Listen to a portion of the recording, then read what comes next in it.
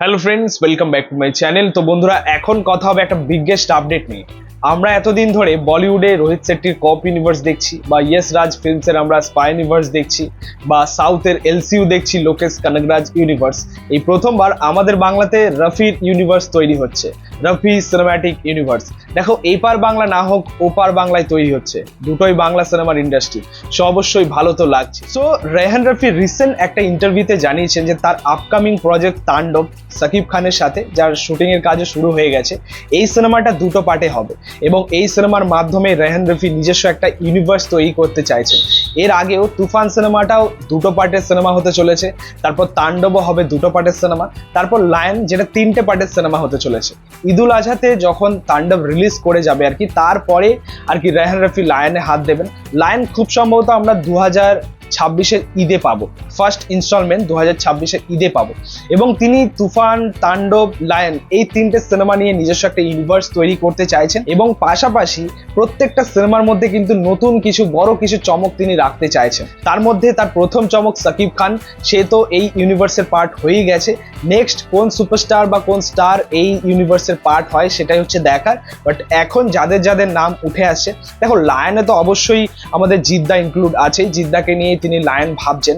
তো ওই সিনেমাটা একটা বড় বড় সিনেমা, বড় স্কেলের কাজ আমরা পেতে চলেছি লায়ন, সেটা তো হবেই, যেটা 75% চান্স আছে সিনেমাটা হবার। তারপর সাকিব খানের তাণ্ডব তো হচ্ছেই, নেক্সট আর কাকে পাবো? এখন অবধি এই ইউনিভার্সের পার্ট হিসেবে আমরা পাচ্ছি সাকিব খান এবং জিদ্দাকে, যেটার সিওরিটি বেশি রয়েছে আর কি। এছাড়াও আরো বেশি কিছু নাম উঠে আসছে, তার মধ্যে আফরান নিশো রয়েছেন, তার মধ্যে শরীফুল রাজ রয়েছে।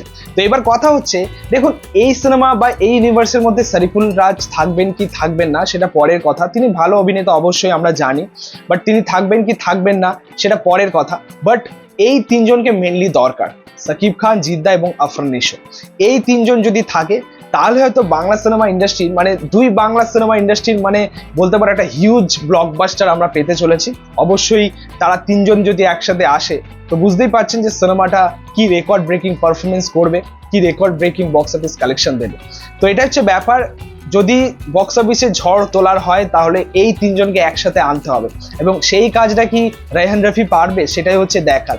দেখো, ইউনিভার্স মানে হচ্ছে একটা মাস ইউনিভার্স এবং তার মধ্যে হিরোকে আমরা সেই মাস অবতারেই পাবো, যেমনটা আমরা এলসিইউতে দেখেছি। সো অবশ্যই সাকিব খানের তাণ্ডবের যে চরিত্রটা বা তার যে লুকটা, সেটা অবশ্যই ভয়ঙ্কর একটা চরিত্র হতে চলেছে। এবং লায়ন সিনেমার নাম শুনে বুঝতে পারছেন যে জিদ্দার গেট আপটা কেমন হবে বা জিদ্দার চরিত্রটা কেমন হবে। অবশ্যই দুটো মাস মাসালা সিনেমা কিন্তু আমরা পেতে চলেছি। তারপরে আফরান নিশোকে কিভাবে কাজে লাগানো যায় সেটা হয়তো রেহান রফি বলতে পারবেন। তবে আমরা অ্যাজ এ অডিয়েন্স অবশ্যই চাইবো এবং চাইছি যে এই ইউনিভার্সে যদি রেহান রফির এই ইউনিভার্সটা তৈরি হয় তো অবশ্যই আফরান নিশোকে যুক্ত করা উচিত। দেখো, এখন অবধি এটা তো বলা যায় বা এটা ফাইনাল ধরা যায় যে ইউনিভার্স তো তৈরি হচ্ছে, রেহান রফির নিজস্ব ইউনিভার্স তো তৈরি হচ্ছে এবং তার কাজ তাণ্ডবের মাধ্যমে শুরু হচ্ছে বা তাণ্ডবের হাত ধরেই শুরু হচ্ছে। বাট নেক্সট লায়ন কি থাকবে এই ইউনিভার্সে, বা জিদ্দা কি থাকবে এই ইউনিভার্সে, বা আফরান নিশো কি থাকবে এই ইউনিভার্সে, এগুলো কিন্তু এখনো পর্যন্ত রিউমার স্টেজে।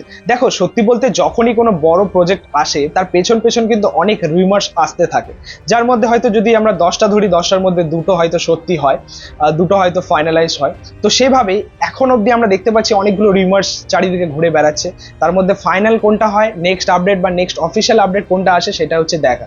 বাট এই ইউনিভার্স যদি হয় আমরা কিন্তু খুবই এক্সাইটেড এবং আমরা মন থেকে চাই যে এই ইউনিভার্সটা হোক। তো বন্ধুরা, এই ছিল বলার, এই ছিল আপডেট। ভিডিওটা ভালো লাগলে অবশ্যই লাইক কমেন্ট শেয়ার করে দিও, পাশে থেকেও সাপোর্ট করো, চ্যানেলটাকে অবশ্যই সাবস্ক্রাইব করে দিও, পাশে থাকা বেল প্রেস করে দিও পরবর্তী ভিডিওগুলো। Thank you.